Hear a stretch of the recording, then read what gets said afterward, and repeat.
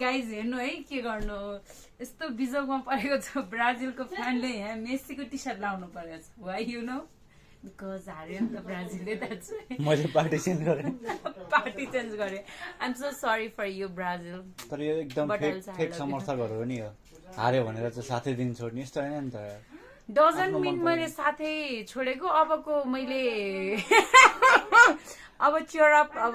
support गर्ने भनेको चाहिँ अब आई लभ यु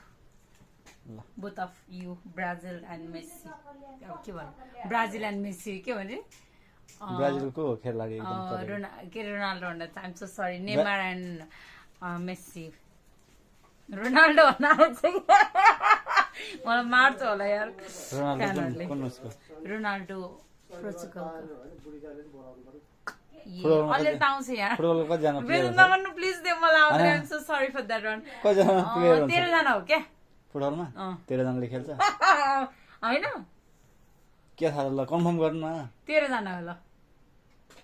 ठिक छ जस एउटा अर्जेन्टिनाको टी सर्ट लाग्यो एउटा भ्यालु भयो होइन यस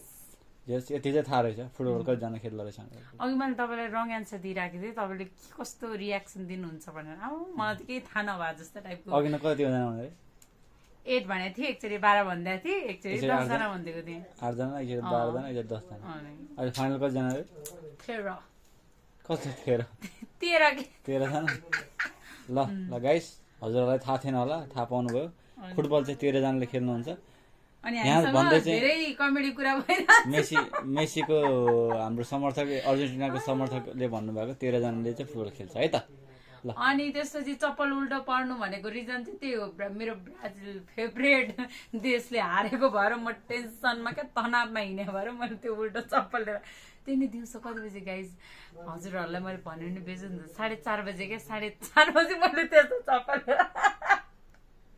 ल थ्याङ्क यू